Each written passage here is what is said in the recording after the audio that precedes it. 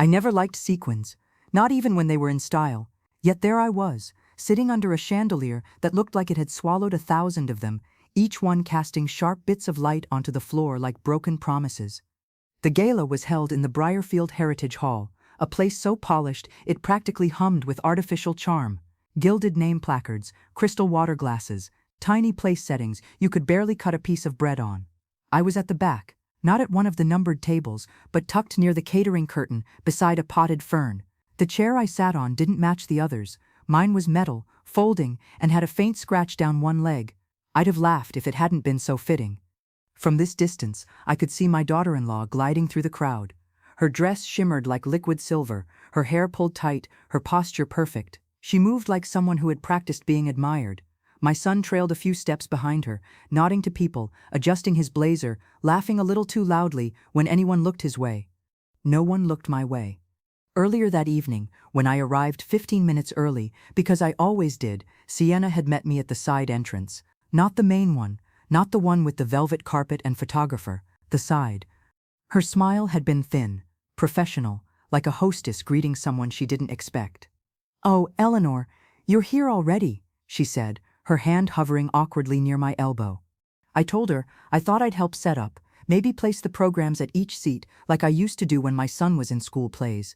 She didn't answer right away, just glanced over her shoulder, then leaned in. "This event is a little high profile," she said softly. "Lots of sponsors and press. It's not the best night to, confuse the messaging." I blinked. "Confuse the what?" She laughed too quickly.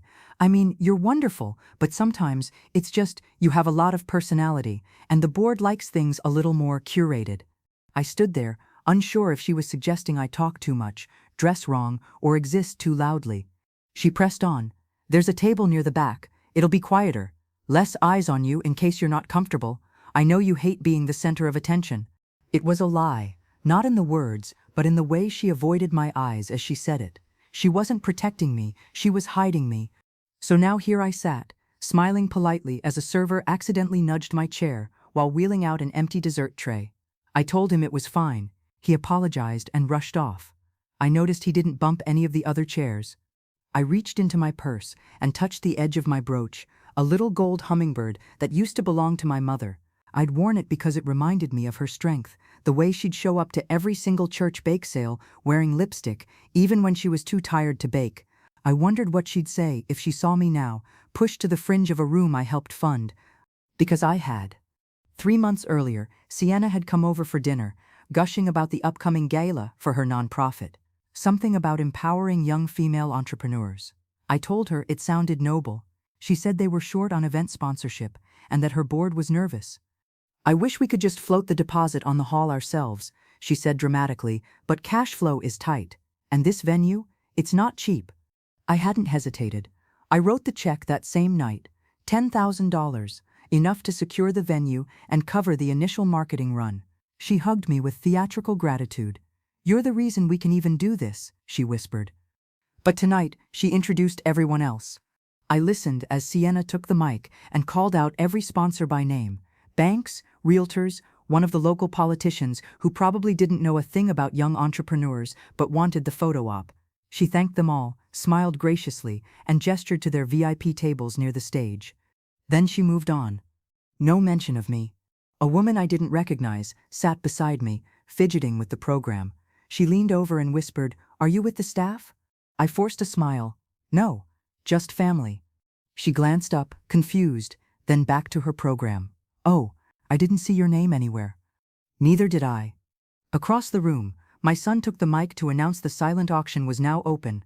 He made a joke about bidding on a basket of gourmet jam curated by his mother-in-law. People laughed. I swallowed the stone forming in my throat. It wasn't about the mic, not really. It wasn't even about the seating chart or the name that should have been printed on the back of the program. It was about how easy it was for them to erase me, to use what I gave, then politely push me out of view. I looked down at my shoes, sensible flats, polished. I had done my makeup carefully, just enough to show I still cared. But I wasn't what they wanted at the front of the room. Too warm, too blunt, too real, too embarrassing. I took a slow breath, reached back into my purse, and pulled out the slip of paper I'd folded earlier. It was the name of someone on the events board, a woman I had spoken to months ago when they first asked for donor contacts. She had joked that if I ever wanted to sponsor again, they'd give me the floor. I had smiled then, but I wasn't smiling now. My fingers closed around the paper like a matchstick. This wasn't over. Maybe they thought they had dimmed my light, but I still had the fuse, and it only takes a spark. I didn't leave early, even though everything in me wanted to. I sat through the rest of the gala, through the forced laughter, the overly sweet desserts, and the fake compliments that floated across the room like confetti that no one meant to throw. The silent auction ended. Speeches wrapped up. Music started. A trio in black vests and bow ties eased into soft jazz as guests began mingling again, loosened by wine and small victories. Sienna stood in the center, beaming for photos under the event banner that bore the foundation's name in bold gold letters. The same foundation I'd helped launch 5 years ago with an interest-free loan and countless weekends spent stuffing mailers and hand-sewing table runners for their first luncheon, back when it was run out of their garage and Sienna still called me Mom instead of Eleanor. I sat perfectly still, watching her pose with donors and grip their hands like she was blessing them. Then I unfolded the note in my lap. It wasn't long, just a name, a number, and a memory of a promise. Her name was Marie Covington, a sharp, well-dressed woman on the board of directors. We'd met at a previous fundraiser, bonded over our shared love of lemon curd and disdain for weak tea. She'd said it in passing that day, stirring her cup with a tiny gold spoon. Eleanor, if you ever want a platform, one that matters, you let me know. That was before they moved me to the side door, before they edited me out of the narrative. I tucked the paper back into my purse and stood. No one noticed. I walked past tables crowded with handshakes and Prosecco. Someone bumped into me and said, "Sorry, ma'am," before turning back to their conversation. I smiled reflexively.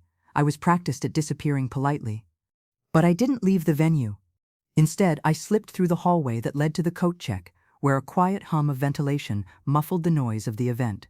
The hallway curved toward a side office, one I'd been in before, months ago when Sienna asked me to help label sponsorship folders. I remembered the layout: clean desk, spare chairs, a printer in the corner, and a whiteboard calendar with every board meeting date listed for the year. The room was empty. I closed the door behind me and dialed the number.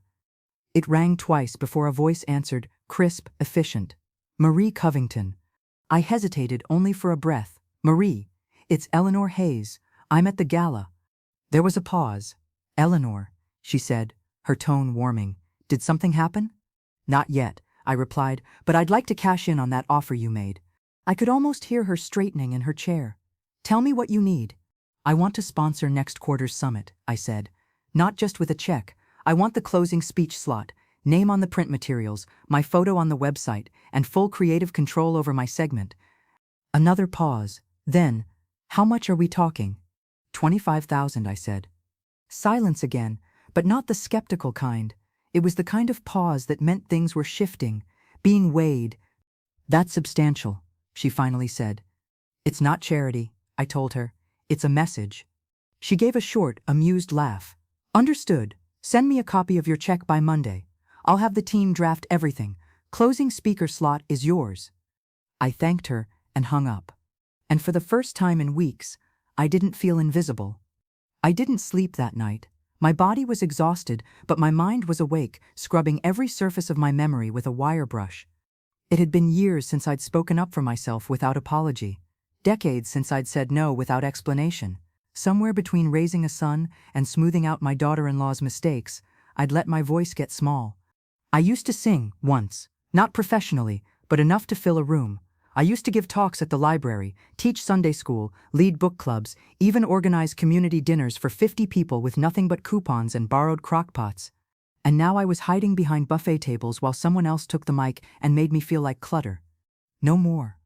The next morning, I drove to the bank and requested a cashier's check, $25,000, made out to the Briarfield Women's Initiative. The teller asked if I was sure. I told her yes. That afternoon, I sat at my dining table and began writing my speech. Not the polished kind Sienna delivered with rehearsed charm and brand-friendly buzzwords. Mine would be real, unvarnished, true. I started with the story of my mother, how she once ran a thrift store fundraiser on a budget so tight she paid the electric bill with coins she collected from soda bottles. Then I moved into my own years, how I raised a boy who never needed for anything, not because we were rich, but because I was resourceful. I wrote about value, about worth, about the women no one photographs but who make sure the lights stay on and the chairs get stacked. And I ended with one line: you don't get to decide who belongs in the room when the room stands on her shoulders. By Friday, I'd sent everything to Marie. She replied with a simple message: it's done, you're on the program, see you at the summit. That evening, Sienna called. I let it ring twice before answering. Hi, Eleanor, she said too brightly. I heard through the board that you're sponsoring the next summit. That's amazing. I didn't answer immediately. She rushed on. I mean, I didn't realize you were still so involved, but wow, that's really generous of you. I'm not doing it to be generous, I said, calmly. I'm doing it because I still have something to say. There was a pause. Right, of course. Well, the team was wondering if we could maybe coordinate messaging, just so we're all aligned. I've already submitted my materials, I replied. Marie has them. Ah, she said. I could hear the smile tightening in her voice. Well, that's great. I'm sure it'll be inspiring. I nodded, though she couldn't see it. I think it will be. We hung up with the kind of awkward tension that only exists between people who once pretended to be closer than they were. Afterward, I stood in my small kitchen, poured myself a glass of water, and looked out the window as the sun slid past the edge of the trees. I wasn't angry anymore. I wasn't even bitter. I was ready. 3 weeks. That's how long I had before the summit. It didn't feel like much time at all. Not when you're out of practice, not when your voice has been quiet for so long it feels like a guest in your own throat. I spent the first few days rereading my speech until the words sounded like someone else's, polished and brave on paper, but distant in my mouth. So I started reading it aloud. First to the mirror, then to the empty living room, where the only response was the creak of the radiator and the soft ticking of the old mantel clock. I stood in front of it like it was an audience of critics, one hand resting gently on the paper, the other hovering in midair, as if I needed to prove I still had presence. But halfway through each attempt, I stumbled. Not over the words, but over the memories they stirred.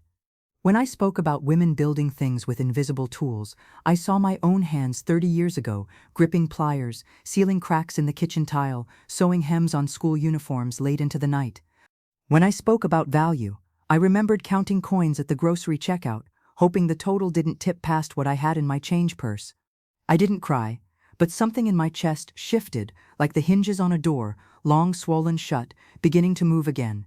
On the 5th day, I drove out to the community center to inquire about the event setup. It was an old converted library with high-arched windows and a stage with deep red curtains that looked like they belonged in a middle school auditorium. The chairs were simple fold-ups, nothing glamorous. But it had one thing the gala never offered me: a microphone with no strings attached. Marie was there when I arrived. She had a clipboard in hand and wore her reading glasses low on her nose, snapping orders to a young assistant, adjusting the stage lighting. Eleanor, she said, smiling wide when she saw me, come to rehearse? If it's allowed, I replied. Honey, she said, when you write the check, you get the mic, go on up. The room was empty, except for a few staff and a man vacuuming in the back, but it felt full, maybe because I hadn't stood in front of anything like this in decades. Not since PTA meetings and community potlucks, not since the year my husband died and I stopped being asked to speak at all. I climbed the short steps to the stage and stood behind the lectern. The microphone was cold metal, humming softly with feedback. Marie gave me a thumbs up from the front row. I took a breath, then another, and began. The first few sentences were shaky. My voice cracked, not from weakness, but from surprise, like it had been kept too long in a box and didn't remember what fresh air felt like. But then something shifted. I heard myself, really heard myself, and I realized I wasn't apologizing for any of it. I wasn't shrinking. I was returning. I hit every beat.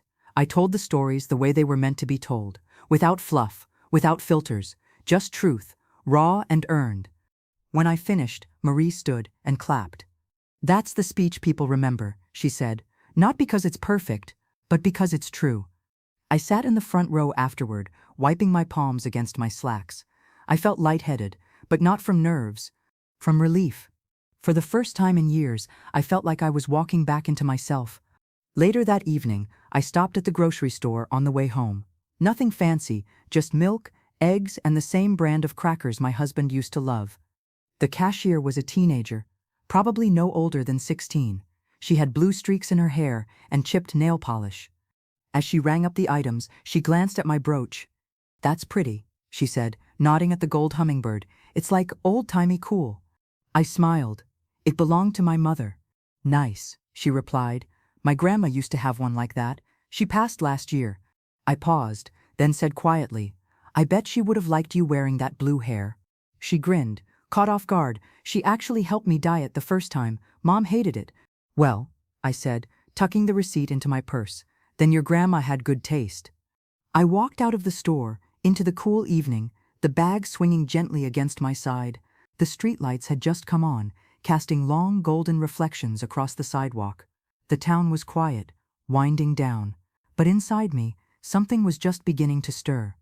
This wasn't just about the summit anymore. It was about reclaiming the parts of myself I'd given away too freely. All the apologies I'd made for taking up space, all the times I'd let someone else's discomfort decide the volume of my presence. Not anymore. I would speak, not in defiance, but in fullness. And this time, when I took the mic, I'd bring every piece of me with it. The morning of the summit arrived, wrapped in rain. Not the angry pounding kind, but a slow drizzle, just enough to blur the world beyond the window and make the air smell like wet leaves and second chances. I sat on the edge of my bed, one foot tucked under the other, holding my speech in both hands. The paper was slightly creased in the middle from where I had folded and unfolded it too many times. I wasn't nervous. That surprised me. I had expected the shaking hands, the dry throat, the sudden memory lapses that always seemed to come at the worst time. But what I felt instead was focus, a kind of rootedness, like my body had finally caught up to the decision my spirit had made weeks ago. There were no more drafts to write, no more second-guessing the phrasing. I had said what I meant, the rest was just a matter of showing up. I dressed slowly, pressed navy slacks, a crisp blouse the color of early dusk. My gold hummingbird brooch rested against the collar, its wings forever caught in mid-flight. My mother's earrings, simple pearls, completed the ensemble. The braid took me longer than usual this time. My fingers trembled when I tucked the final strands behind my ear, but not from fear. It was a kind of reverence. When I stepped into the hallway, the house was still, no sounds from the neighbor's yard, no distant sirens, no coffee pot burbling its usual breath, just the steady echo of my own shoes across the hardwood as I walked toward the front door. And just before I left, I paused in the living room. My husband's photo still sat on the side table, half tucked behind a vase of artificial orchids. I moved it forward, just a bit. "Wish me luck," I said softly. Then, I left. The event hall looked different that day. Not because of the decorations, those were minimal, intentionally restrained, but because this time I had come through the front. Marie met me at the door, clipboard in hand, lips already painted and firm. "You look like someone worth listening to," she said with a wink. I smiled. "Let's hope they agree." "You're closing the afternoon," she said. "After the panel on sustainable entrepreneurship, the room will be full." I nodded. "Good. I don't want quiet." She guided me toward the green room, a small side room with a mirror, a few chairs and a table covered with bottled water and folders. It was meant to be a place for the speakers to collect themselves before going on. I took a seat by the mirror and studied my reflection, not for flaws, but for presence. The woman staring back at me had lived through eras where her voice was considered optional. She had loved and buried and given and forgiven more times than anyone had ever thanked her for. And today, she wasn't hiding. 10 minutes before I was scheduled to walk on, there was a knock. I expected Marie. Instead, it was Sienna. She slipped into the room like she didn't want to be seen. Her coat was half-buttoned, her hair damp from the rain, and her expression that same tight smile she wore when pretending things were fine. "I just got here," she said, wiping water off her sleeve. "Didn't know you were already in the green room." I didn't answer right away. I turned slightly, watching her through the mirror. "I'm speaking in 10 minutes, I said simply. She nodded, glancing at the speech in my hand. I heard. Marie forwarded me the program. Another pause. "I just wanted to say, I didn't mean to make you feel left out at the gala." I folded the paper in half slowly. "You didn't make me feel anything, Sienna. You made a choice, and so did I." Her mouth opened, then closed. "Right," she said, as though that answered anything. She shifted her weight. I think people might be surprised by your speech. Just wanted to make sure it's balanced. That word. Balanced. As if truth required dilution. It's honest, I said, standing now, and it's mine. Her eyes fell to the brooch. I remember that. You wore it the day Daniel proposed. I nodded. I wore it the day you said I didn't fit your brand, too. That landed heavier than she expected. Her eyes flicked down, then back up, tight around the corners. I should go, she said. You already have, I replied. She didn't look back when she walked out. I didn't watch her leave. Instead, I took my place behind the curtain and waited for my name. The moderator finished the panel, thanked the speakers, and then cleared his throat. And now, to close our afternoon session, he said, we're honored to welcome one of our lead sponsors, someone whose quiet strength and unwavering generosity have helped build this initiative from its roots. Please join me in welcoming Miss Eleanor Hayes. Applause rose, not roaring but warm, curious. I stepped out onto the stage and walked slowly to the lectern. No stumbles, no apologies. The spotlight caught on my brooch, making it flash like a signal. I placed the folded speech beside me on the podium, but I didn't read it. I looked at the crowd, all of them, and I spoke. I don't remember the first full sentence I said. I remember my breath, steady but slow, and the way the mic caught the shape of my voice and made it ring across the hall. There was a moment, just one, where I felt the pull to retreat, the kind of old instinct that had once made me offer a joke or a compliment or a softened version of the truth just to smooth the room, but I didn't give in to it. Instead, I began with a story. Years ago, I said, I ironed my son's shirt for a college interview. He had stayed out too late the night before, and I woke early, made coffee, and stood over the ironing board like it was a prayer altar. The shirt wasn't perfect, but it was ready. I paused. I didn't go to college, but I made sure he could. The room was still, not hushed in pity, but in listening. That mattered. I never had a foundation named after me. No spotlight, no stage. Just mornings and grocery lists and careful planning when the electricity bill came due the same week as a car repair. Scattered nods. A few women leaned forward. There are women in this room, maybe in the back row, maybe on staff, who are building lives in silence, not for applause, not for titles, but because they believe that legacy isn't made of headlines, it's made of what survives the forgetting. I let that settle. Then I told them what they didn't see. How I had been at every fundraiser, every banquet, every dinner that needed folding chairs counted and centerpieces rearranged at the last minute. I had been the name never mentioned but always used, the wallet quietly opened, the ride quietly given, the hand that packed up the mess when the crowd had gone. I was once told, I said, glancing at the edge of the stage where Sienna now stood just out of view, that I was too much of a distraction to be introduced. A ripple moved through the room. I suppose I am, because I don't wear the right clothes or say the right phrases or smile small enough to fade behind someone else's ambition, but I'm still here, still standing. I didn't raise my voice. I didn't need to. I let the silence carry the weight of what hadn't been said for years. My name is Eleanor Hayes, I said finally, and I sponsored this event, not because I needed a nameplate, but because I've learned that you don't wait for permission to matter. There was no standing ovation, no dramatic music, just steady applause, slowly growing, hands meeting hands, not because they were told to, but because the truth had landed. I stepped back from the mic. As I walked off stage, I saw people rise, not all at once, but in ripples, some out of respect, some out of something they maybe hadn't felt in a while. Recognition. Marie met me just beyond the curtain. She didn't speak, just put a hand to her chest and nodded. That was enough. In the hours that followed, I was approached by women I didn't know. A grandmother with a soft voice who whispered, I raised 3 kids while working nights. I've never told anyone that before. A young woman in a pressed blazer who said, my mom always said women like you keep the world from falling apart. Even the caterer found me near the coat rack, smiling. You made my aunt cry, she said. She runs a daycare out of her basement and never thinks anyone sees her. And then finally, Daniel. He was standing near the coffee table with a small paper plate of fruit in one hand. His tie was slightly loosened, the way it always got when he wasn't sure how to begin a conversation. Hey, Mom. I met his eyes. I didn't know you were going to say all that, he said. I shrugged. Most people don't know what I carry. That doesn't mean it's not heavy. He nodded, quiet. You were good. Thank you. He scratched the back of his neck. Sienna's? She's still processing, I think. She didn't mean… She did, I said gently, and so did I. He didn't argue, just looked down at his plate and then back at me. You looked strong up there, like you belonged. I smiled, because I did. And I left it at that. That night, I walked home. I could have asked Marie for a ride or called a cab, but I didn't want the insulation. I wanted the air. The sky was clearing after the day's rain, and the pavement shone with the soft, scattered light of street lamps. I carried my empty folder beneath one arm, not because I needed it, but because I liked the way it felt, like something finished.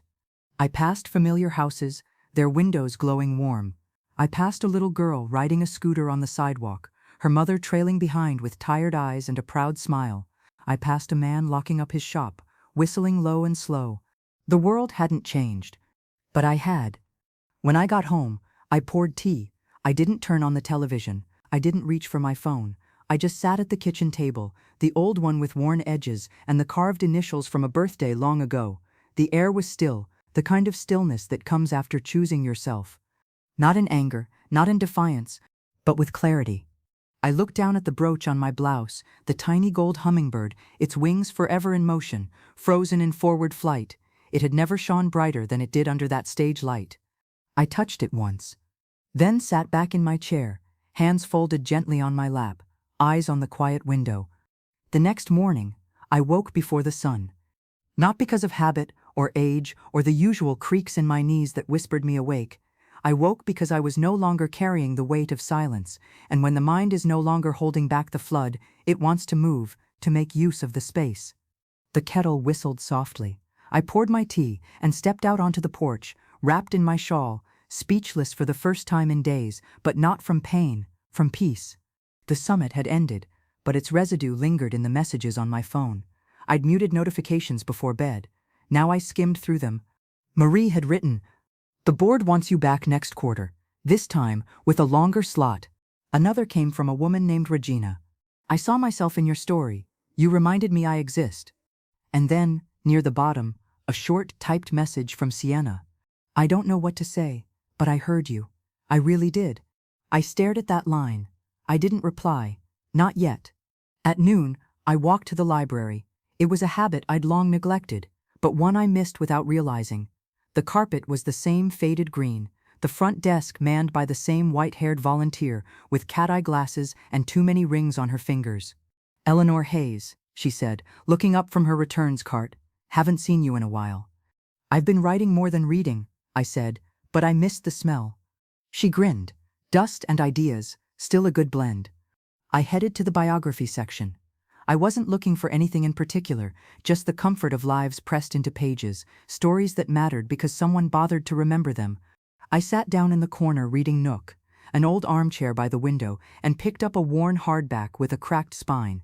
It was about a woman named Lena, a nurse in wartime, never decorated, never formally acknowledged until she was well past retirement.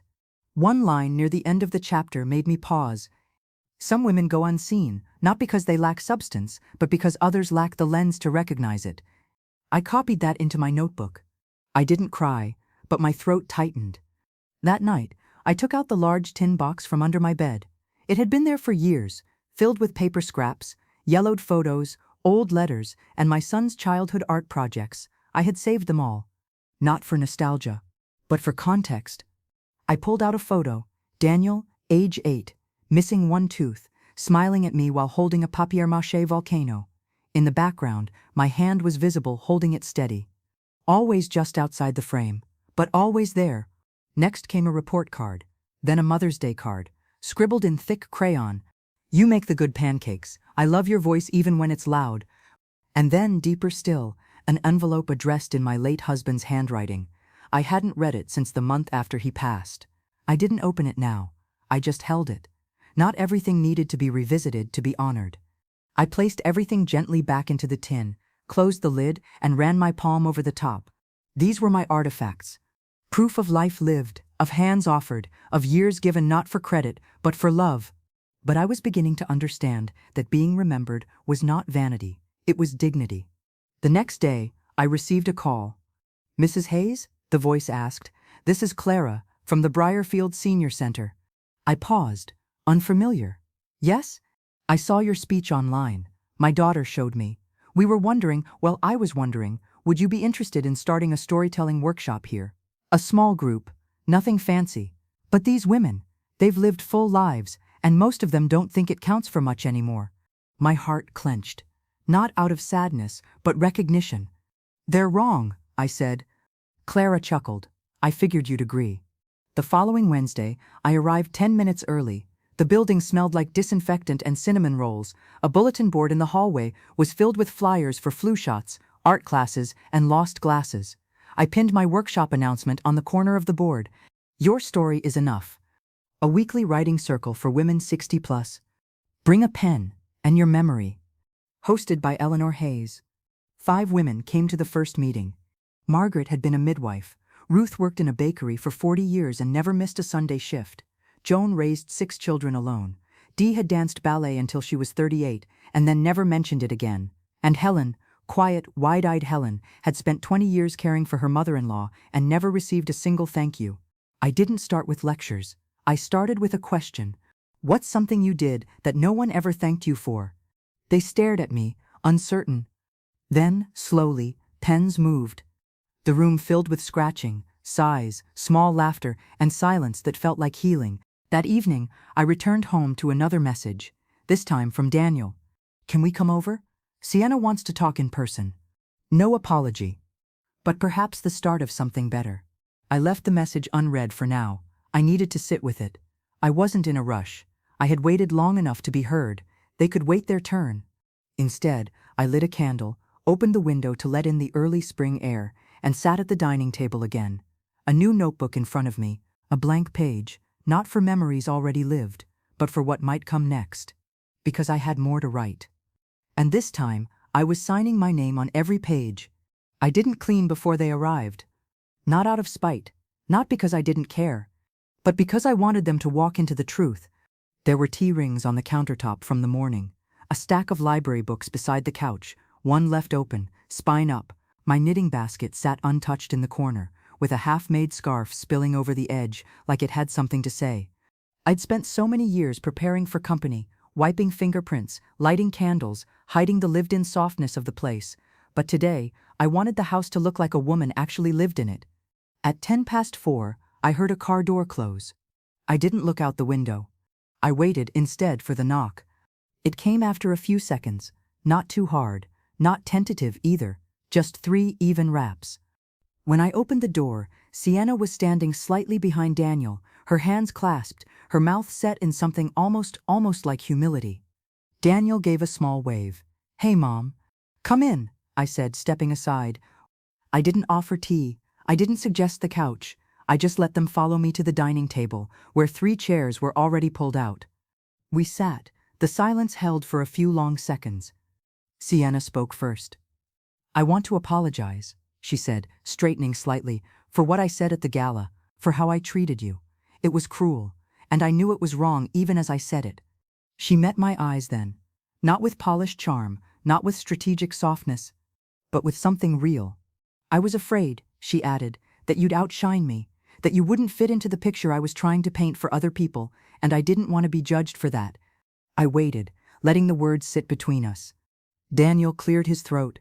I should have said something, that night, at the dinner, or the summit, but I didn't know how to make it right. You start by telling the truth, I said, voice quiet but unwavering, not just to me, to yourselves. Sienna nodded. I know, that's why we're here. I studied them. This couple I had once seen as hopeful, fumbling, eager. They looked older now, not in years, but in weight, in the quiet realization that apologies aren't owed, they're earned, and that sometimes the only thing harder than asking forgiveness is showing up to deserve it. Daniel reached into his coat pocket and pulled out a folded piece of paper. I found this after Dad passed, he said. It's a letter. He wrote it to you, but never gave it to you.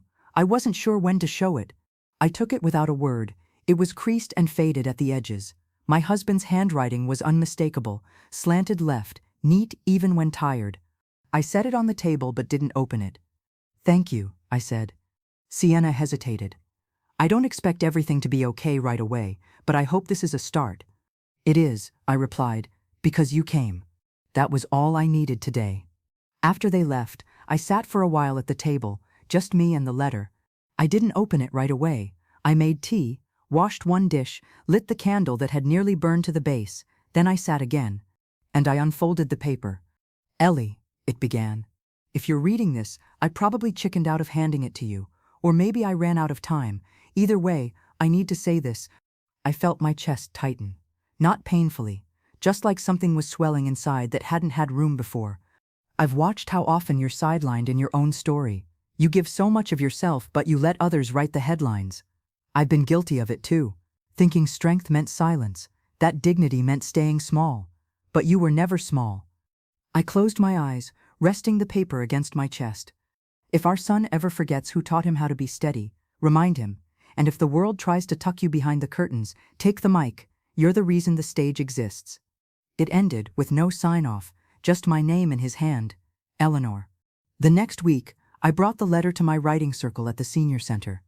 Not to read aloud, not yet, but to hold while I told them why I believe legacy begins with us refusing to disappear. We wrote about thresholds that day.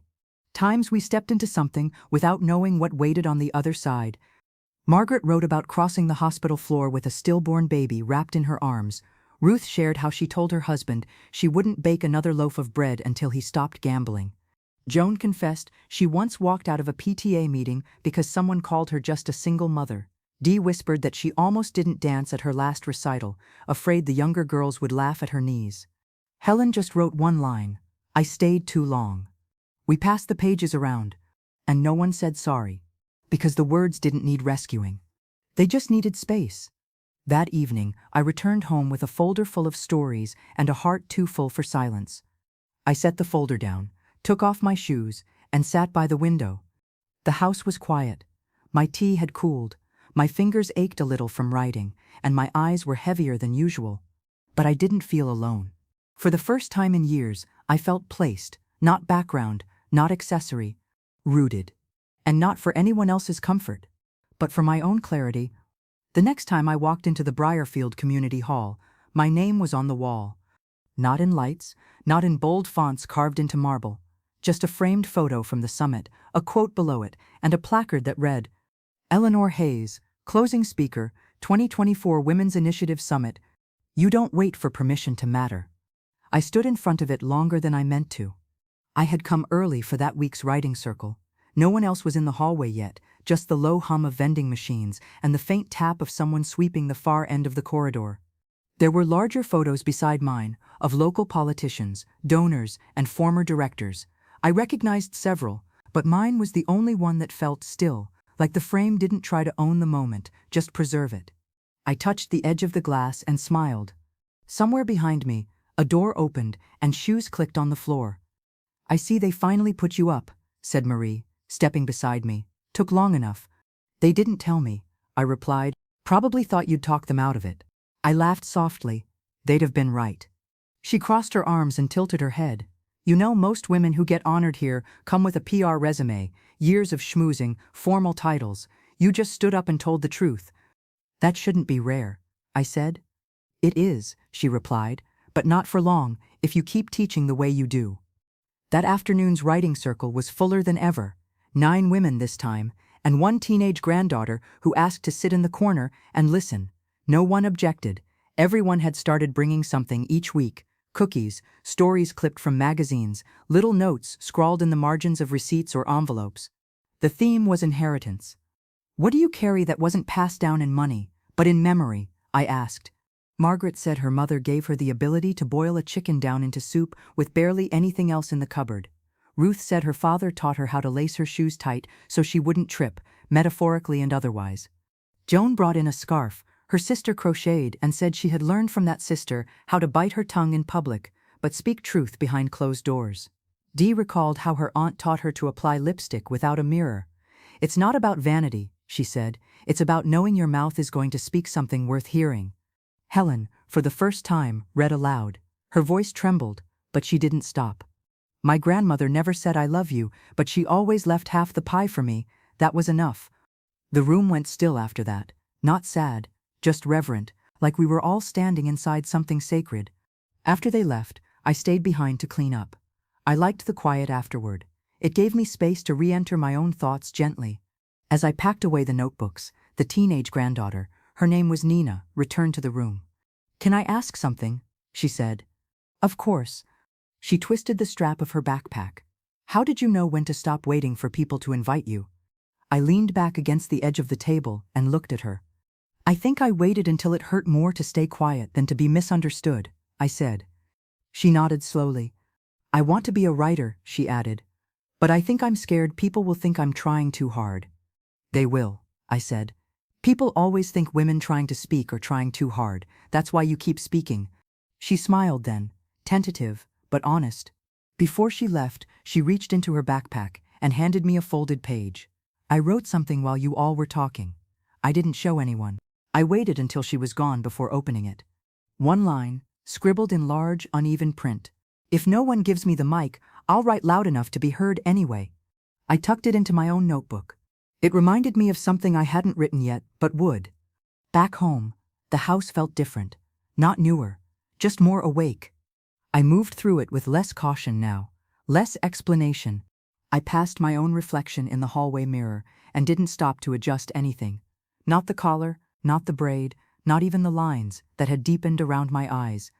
I had earned every crease. In the living room, I pulled down a dusty shadow box I had once planned to fill with Daniel's old sports ribbons. I'd kept it for years, unused, always waiting for the right moment. Now I placed a copy of the summit program inside it. Below that, the original folded speech. Beneath it, the note Nina had given me.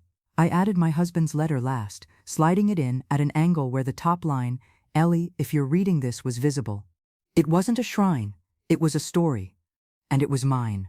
I hung it near the door, at eye level. So I'd see it on the way out. And so would anyone coming in. A month after the summit, Daniel called again. This time, it wasn't to follow up on the website or Sienna's letter. His voice carried something softer, more uncertain. "Would you come by the house?" he asked. "There's something we want to show you." I hesitated. Not because I didn't want to go, but because for the first time in a long while, I had learned to weigh invitations, not as obligations, but as choices, and I wanted to make this one freely. "I can come Thursday afternoon," I said, 3 sharp. When I arrived, the front steps were swept. The walkway was lined with freshly planted herbs, the kind Sienna had always said were too messy to grow. But there they were, basil, rosemary, lavender, all tucked in small clay pots along the edge like an offering. Daniel opened the door before I knocked. "You're early," he said, smiling in a way that wasn't performance. "No, you're just finally on time," I replied. Inside, the house felt different. Lived in, yes, but not curated. There were dishes in the drying rack, a stray sock peeking out from under the couch, a scented candle burned on the console table, something warm and spicy. Sienna appeared in the hallway, wiping her hands on a dish towel. "Hi, Eleanor," she said. I nodded. "Hello, Sienna." She stepped aside and gestured down the hallway. "It's this way." Daniel led me past the kitchen, down the corridor I'd walked a dozen times, past framed photos, vacations, holidays, a few of me that hadn't been there before. He opened a door I had never seen open. "This was going to be a storage room," he said. "But we made some changes." Inside was a small sunlit room. A single chair sat by the window, and on the opposite wall, a bookshelf, 3 shelves, modest but filled, not with novels, but with copies of the summit speech, framed photos from the event, quotes typed and printed on delicate paper. My quotes. And, beneath them, a small plaque. "The Hayes Room, because some voices build the house long before they are ever invited in." I stepped forward, slowly, unsure of how to breathe in a space built to hold me without apology. "We wanted the kids to know," Sienna said. "Not just your name, but your voice, so they could read your words and understand they came from someone who lived them." A long silence followed. Daniel reached out and placed something in my palm. It was a key, brass, worn at the teeth. "This is yours," he said. "The room, the space. Come any time, add to it, change it, leave something behind." I stood in the center of the room, light falling through the sheer curtains, my fingers wrapped around the key. And for the first time in years, I wasn't a guest. I was home. That evening, I sat on my porch with a small glass of wine and a view of the quiet street. The sky had begun its slow shift into purple and rose, the kind of light that softened even the sharpest corners. The key rested in my pocket, heavy in the best way. I thought about the women in my writing circle, about the girls like Nina, about Sienna, who had once reduced me to too much, now carving out space for my voice. The change hadn't come overnight. It had come because I'd chosen to stay when I wanted to vanish, to speak when it would have been easier to let the silence win. And now, finally, there was a room. Not for show, not for decoration, but for truth. Later, I gathered a few things. An extra copy of the speech, not the clean version, but the one with margin notes and smudges where my hand had trembled slightly as I wrote. A photo of my mother in her apron, hands dusted in flour, eyes half laughing. A cracked teacup that had survived 5 moves and 1 toddler's tantrum. A card from the first Mother's Day Daniel had ever signed in cursive. And a dried sprig of lavender from my own front garden. I wrapped them carefully in linen, placed them in a small canvas bag, and set it beside the door. Tomorrow I would return to the room. Not to admire what had been built, but to add to it. The next morning was slow. The kind of slow that doesn't drag, but holds like time itself has chosen to wait with you rather than push you forward. I made tea in my oldest mug, the one with the fading peony pattern, and stood by the window while the water steeped. Outside, dew clung to the leaves. The world was quiet in the way only early spring could offer. Alive, but not in a hurry. I had the canvas bag packed already. The contents were simple: a speech draft with the original hand edits, my mother's photograph, a cracked teacup, a lavender sprig, and 1 small envelope I had added just before bed. Inside that envelope was a letter. Not written for anyone in particular. Just a few sentences I needed to place somewhere permanent. There were years I thought being forgotten was the cost of doing right. I know now it never had to be. But I kept going anyway. That counts for something, and I want someone to know it. I signed it with my full name. Eleanor Ruth Hayes. It felt right. Not just because of the clarity, but because I wasn't asking anyone to validate it. I was simply leaving it behind. When I arrived at Daniel and Sienna's house, the door was already open. Not wide, just cracked, like someone had stepped away and meant to return. The scent of cinnamon and fresh bread drifted through the space. Sienna met me in the hallway, with no makeup, hair tied in a quick knot, flower on her sleeve. "I made scones," she said. "You don't have to stay long, but I thought it might be nice." I nodded. "Thank you." We didn't linger in the kitchen. She didn't ask questions or hover. Instead, she led me down the now familiar hallway, past the framed photographs, past the patch of wall where my name now lived. The Hayes room waited with its soft light and stillness. She stepped back as I entered, her hand brushing the doorframe before she turned to leave. I stood in the center for a long moment. Then I opened the canvas bag. The photo of my mother went on the middle shelf, tucked beside a quote from the summit. "You don't wait for permission to matter." She would have liked that. The cracked teacup went below it, resting on a small stand. I'd taped a note to the bottom that read, "This held more comfort than most conversations ever did."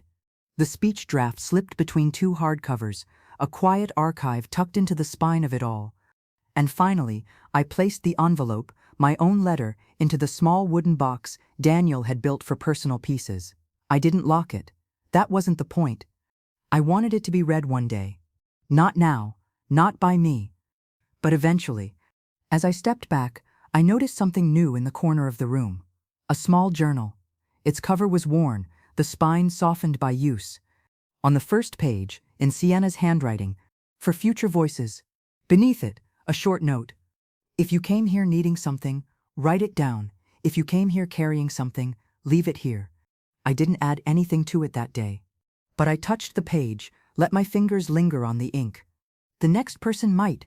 Back in the kitchen, I sat at the table while Sienna poured tea and set down a plate of scones. She didn't speak right away, just passed me the honey and a napkin, and waited. "I don't know how to make this feel less awkward," she said finally, sitting down across from me.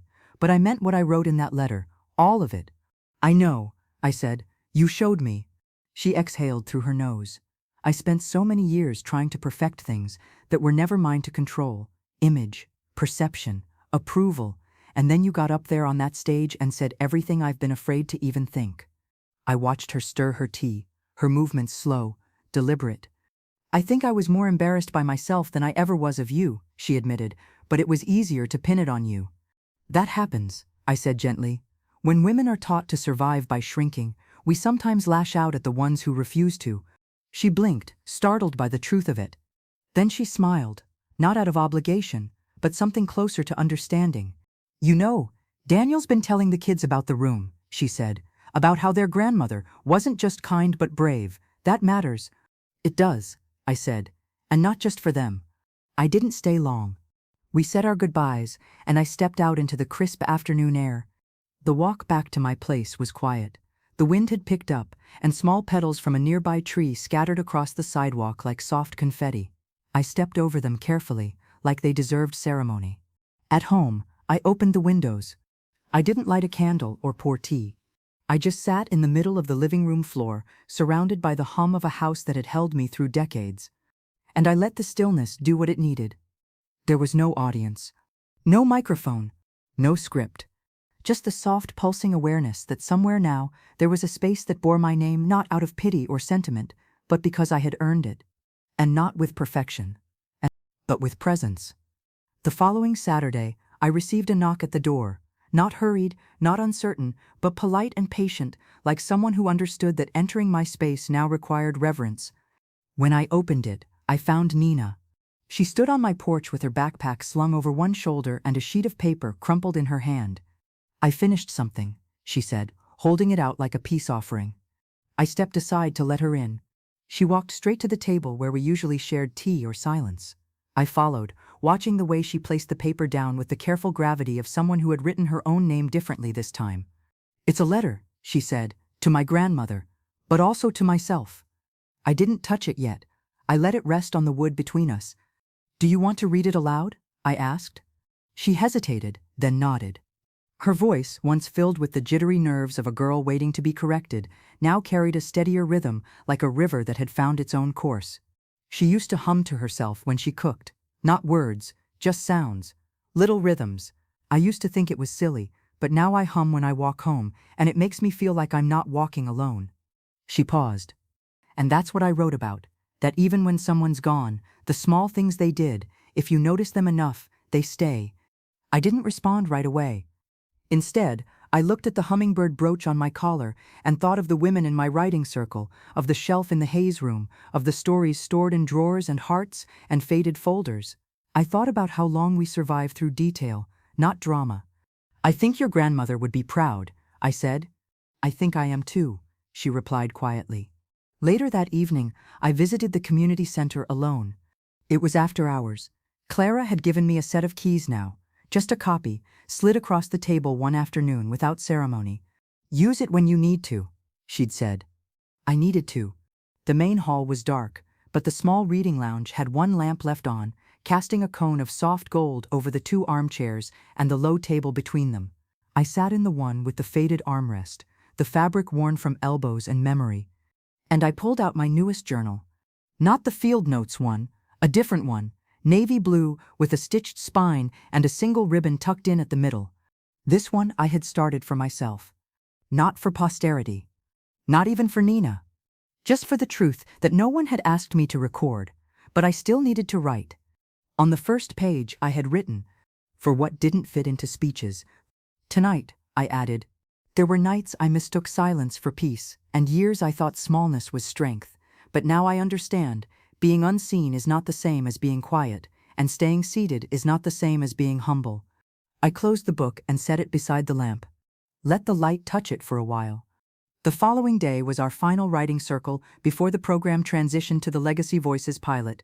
It would still be ours, but now officially connected with the library, with local students, with more paperwork and structure. I was grateful, but part of me wanted to preserve this last meeting in its original form. So I brought a memory box. Inside it, a stack of blank envelopes, a pile of pens, and 5 small cards, each with a single word written in ink. Stay. Speak. Leave. Return. Open. Each woman picked one. Margaret drew leave. She laughed and said, well, I left my first husband with nothing but a purse and a chipped mug. Maybe that's what this is about. Joan pulled stay and teared up immediately. I stayed through every year of bad school plays and cold bleachers, she said, and I'd do it again. Helen, of course, chose open. and she smiled in a way I hadn't seen her do fully until that moment. "I've been closed for a long time," she said, "but I think I'm ready to be a little open now." Dee didn't say much. She just wrote a single sentence, "I will return to myself." And Ruth, who rarely spoke at all, passed me her card after writing, "Speak, because someone might be listening, even if they never say they were." We placed all the envelopes in the memory box. And I added one more myself. It said, "This was never just about writing. It was about being heard without interruption." When I returned home, I didn't turn on the television. Instead, I opened the windows again and let the afternoon light stretch its arms across my living room. I stood in front of the wall where I'd hung the shadow box. Inside it were the small things, the things that mattered, not because they were perfect, but because they had survived. I reached into my pocket and unfolded one more piece of paper, Nina's letter. Then I gently opened the glass and slid it into place behind the old photo of my mother, just peeking out, because she too had left something behind, and I had room to hold it now.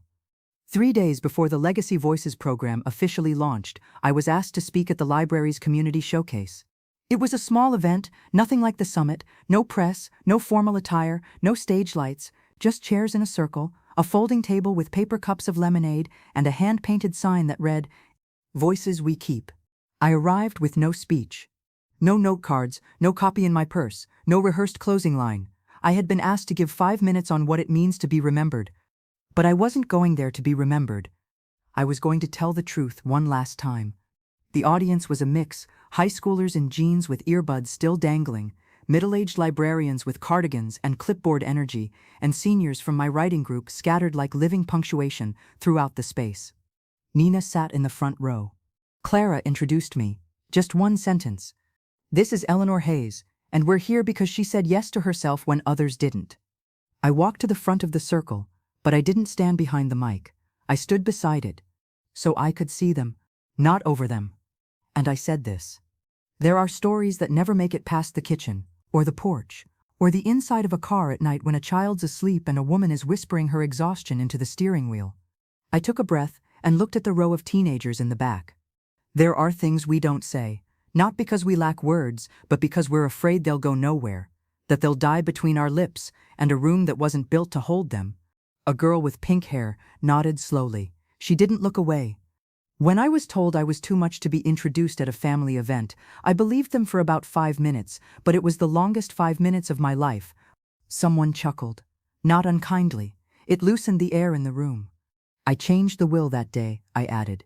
"Not to punish, but to protect my name." I heard someone inhale sharply, maybe surprised, maybe remembering their own moment of decision. Because the truth is, if you let people write your legacy without your permission, they'll always choose smallness, politeness, easy versions of you. But you deserve the full story. I paused. "My name is Eleanor Hayes," I said, quieter now. "I raised a son. I buried a husband. I ran on fumes for years and still ironed dress shirts for interviews that weren't mine. I was told to stay quiet, be pleasant, and make room. And I did all of that." Another pause.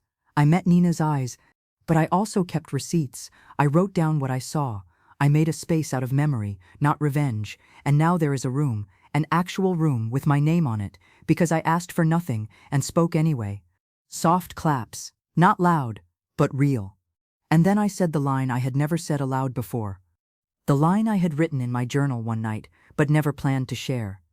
"But the thing I'm proudest of," I said, "is that I kept a seat open, even for the people who never gave me one." The applause came slower that time, almost reluctant, like they were weighing what it meant. But when I stepped back, it grew. Not because I was brilliant, but because I had been there, in the kitchen, on the porch, in the car, in the forgotten room, and I had returned with a voice that hadn't given up on itself. After the event, people lingered. Some asked for book recommendations. Others asked if they could come to the next writing circle, even if they weren't technically seniors. One woman touched my arm and said, "My mother died before anyone knew what she carried. Thank you for carrying it forward." I nodded. I didn't need more than that. Nina walked up last, holding a new journal. She didn't ask. She handed it to me. "The first page is blank," she said, "but the second one's for you." I opened it. "You reminded me that I could exist on purpose." That night, I placed the journal on my shelf, not in the shadow box, not tucked away, but beside my favorite novel, so I could reach for it often.